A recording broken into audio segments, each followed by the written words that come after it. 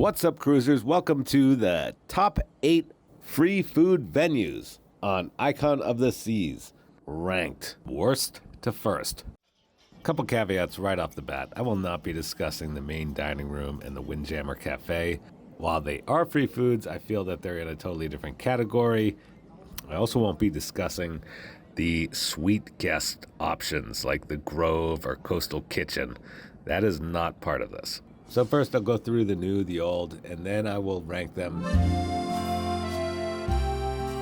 If it's free, it's for me.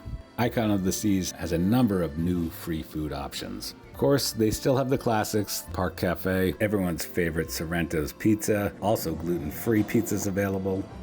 One bite, everybody knows the rules. Who doesn't love El Loco Fresh, tacos, burritos, salsa, chips, and guac? Pro Cafe is the first new free food option you'll see. Supposedly there's some items that cost money. I never saw them. Basically everything there is free. They have snacks, cookies, and donuts, but they also have substantial sandwiches as well. And yes, gluten-free sandwiches. It's also a specialty coffee stop. It can be slightly intimidated because there's usually a long line for coffee, but there's 2 lines, one for coffee and one for food, and the food is always a much shorter line. If you're anything like me and you like breakfast sandwiches, this is the only place to go. One of my favorite food items of the entire cruise was the steak, egg, and cheese sandwich. Also, Pearl Cafe is open 24 hours. Speaking of breakfast, Surfside Eatery is another good alternative to the buffet. While it's geared for kids, it's much less chaotic than the buffet at breakfast time. And if you're just looking for some eggs and bacon, this is probably the way to go.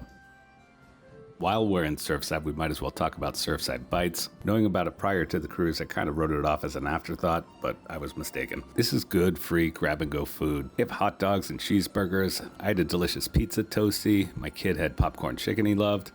The biggest change to the free food options, it has to be Aquadome Market. Billed as a food hall, there's 5 different food stands with tastes inspired from around the world. My wife loved the gluten-free, dairy-free Mediterranean options. My son loved the mac and cheese loaded. I enjoyed the Asian, but sometimes on a cruise you just want a sandwich, and that's exactly what I got. Basecamp sneaks onto this list, while it's officially listed as a free food option by Royal Caribbean. It's also a takeout kind of grab-and-go place, which traditionally are always free. Here, the only thing free is a hot dog, pretzel, or tater tots. And with that, we will begin the countdown. The top free food venues on Icon of the Seas.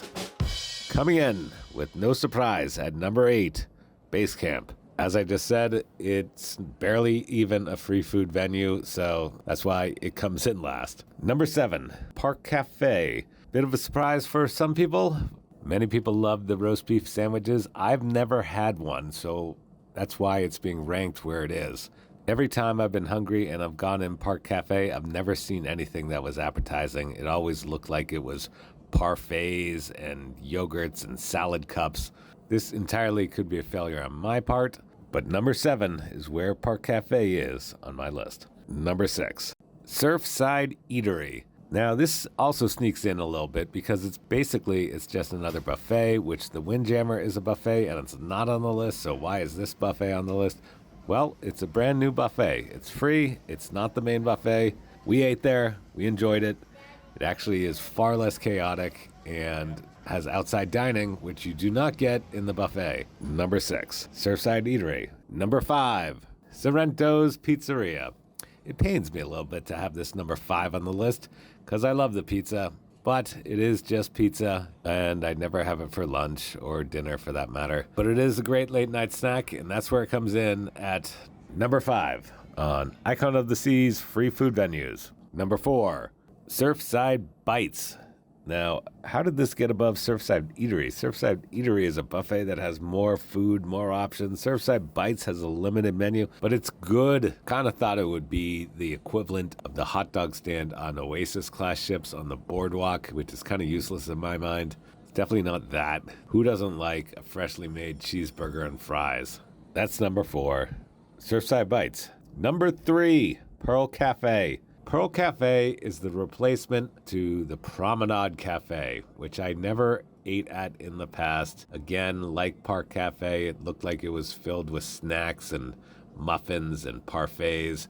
things not of my interest. Pearl Cafe is not that, and has real sandwiches, gluten-free sandwiches. It also has fantastic ocean views. As I said, it's the only place to get a breakfast sandwich. It literally is the only place to get a breakfast sandwiches. There is no breakfast sandwiches in the main dining room. There's no breakfast sandwiches in the buffet. And they have the greatest breakfast sandwiches on board. For that alone, it is ranked number 3 on my list, Pearl Cafe. Number 2, El Loco Fresh. These probably won't be the best tacos you'll have in your life, but with all things considered, with the chips and the guac and the cheese and the salsa and the ground beef tacos and the burritos, plus they have a full-service bar with some great margaritas, all things considered, that's why El Loco Fresh is number 2 on the list. And the number 1 free food option on Icon of the Seas, Aquadome Market. It has something for everyone. And that's why our family went to it so often, because the kid was happy with it, the wife was happy with it, I was happy with it. Number 1 on our list of Icon of the Seas free food options. What's on your list? What is your number 1 free food option on Royal Caribbean? Let me know in the comments below.